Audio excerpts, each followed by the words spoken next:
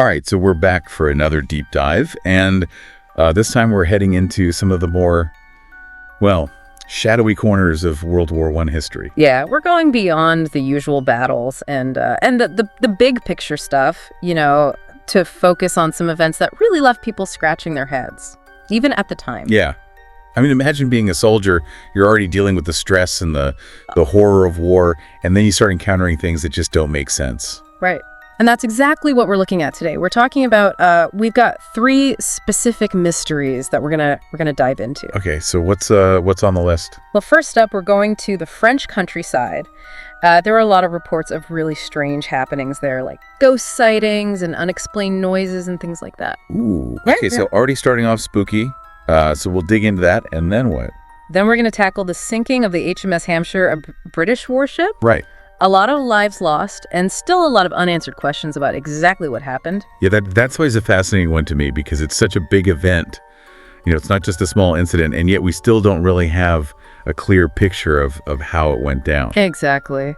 And then finally, we're going to end with probably the most baffling case of them all, the disappearance of the entire 51st Highland Division. Oh, I've heard about this one. Yeah. Isn't that the one where they just vanished during a battle? That's the one. Just poof, gone. Very little trace. And to this day, nobody knows for sure what happened to them. Okay, yeah. So we've got some really intriguing mysteries to untangle here. Yeah, and the thing about these cases is that they weren't just like, campfire stories or rumors. These are events that genuinely puzzled the people who experienced them firsthand, and they continue to kind of fascinate and perplex historians today. Yeah, so let's kick things off with that first mystery you mentioned, the weird stuff happening in the French countryside. What exactly were soldiers reporting? So you have to remember, the conditions in the trenches were already pretty horrific. I mean, constant fear of attack, the shelling, the mud, the disease. It was a nightmare. Yeah, and we've talked about that in previous deep dives, how just the psychological toll that kind of environment takes is immense. Exactly. And so into this already highly stressful environment, you start getting these reports of just bizarre occurrences. Soldiers claiming to see ghostly figures, shadowy apparitions wandering through the trenches. Whoa, so it wasn't just like a general feeling of unease. These were like actual visual sightings. Yeah. I mean, there are accounts of soldiers hearing disembodied voices, objects moving on their own. There's even one story about a phantom cavalry charge. What, like ghost riders? Essentially, the soldiers claimed that this, spectral cavalry unit just charged right through their trenches in the middle of the night. But when they went to investigate, there was no enemy to be found. Okay, yeah, that's seriously creepy. And I mean, like you said, on top of everything else they were dealing with, that's got to mess with your head. Right, and so the question becomes, what was going on? Was this just a case of mass hysteria? Was it the stress getting to them? Or was there something else going on, something genuinely unexplained? Right, because I imagine it would be pretty hard to sort of separate what's real and what's not in that kind of environment. Absolutely. You've got sleep deprivation, you've got shell shock, which we now know as PTSD, you've got the constant threat of death. It's a recipe for really distorting your perceptions. And then I guess you've also got to consider the possibility of propaganda, right? Yeah, I mean, governments on both sides were using propaganda to demonize the enemy and boost morale. And so, some of those stories could have been exaggerated or even fabricated to play into that. It's fascinating, but it's also kind of sad, right? Because whether these stories were real or not, the fear and the anxiety that they generated was very real. Absolutely. It speaks to the immense psychological strain that these soldiers were under, and how even in the midst of this incredibly tangible physical conflict, you have this other layer of fear and uncertainty. Okay, well, let's move on from the trenches for now and talk about that other mystery you mentioned, the HMS Hampshire. Now, I know this was a major naval tragedy, over 700 lives lost. Yeah, a terrible loss. And the Hampshire was carrying some pretty important figures, too. Right, like Lord Kitchener. Exactly. He was on a diplomatic mission to Russia when the ship went down.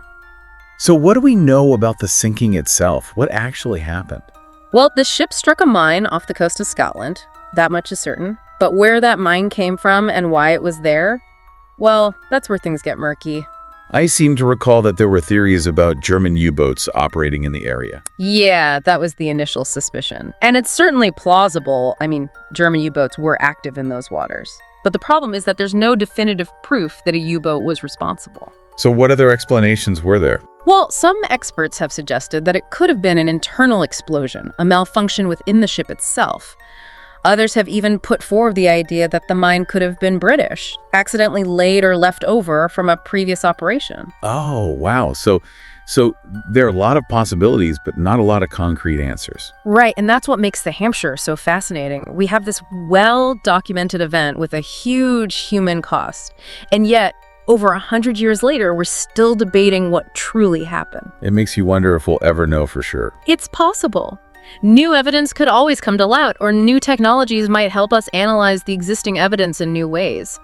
But for now, it remains a very compelling unsolved mystery. Okay, so let's talk about that final mystery, the one that you said was maybe the most baffling of them all. The disappearance of the 51st Highland Division. So Yeah. set the scene for us. When and where did this happen? So this takes place in 1916 during the Battle of the Somme, one of the bloodiest battles of the entire war. Right. The Somme was just, a meat grinder. Exactly. And the 51st Highland Division, they were right in the thick of it, fighting near the village of Beaumont Hamel. And this was like a full division, right? Not just a small unit. Oh yeah, we're talking about thousands of men. Okay, so how does a force that size just vanish? Wouldn't there be some trace of them? You'd think so, right? But that's the thing. There wasn't. There were some reports of a heavy fog rolling in during the battle, and then when it cleared, the 51st were just gone. No bodies, very few weapons, just a handful of scattered personal belongings. Wow.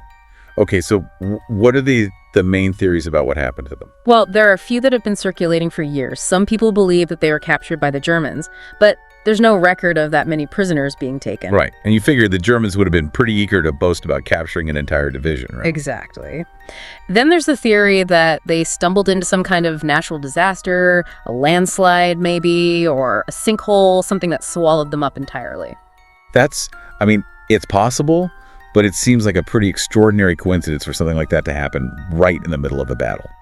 Right, it does. And then, of course, you've got the more out there theories that they were transported to another dimension or abducted by aliens or, whatever. Yeah, the X-Files explanation. Exactly. But honestly, none of the explanations are entirely satisfactory. And that's what makes this case so frustrating, but also so fascinating. It's like something out of a horror movie. 1 minute they're there and the next minute they're just gone. Yeah, it really does capture the imagination, and I think it speaks to this kind of deep-seated human fear of the unknown. And it's not just the mystery itself. Like you said earlier, there's the human cost. Yeah. The families who never got any closure. Absolutely. And that's something that connects all three of these stories. We can get caught up in the intrigue, but we can't forget that these were real people whose lives were forever altered by these events. Yeah, it's a good reminder that history isn't just about dates and battles. It's about people and their stories. And sometimes those stories are messy and incomplete and full of unanswered questions. Right. And these mysteries, as unsettling as they are, I think they add another layer to our understanding of World War I.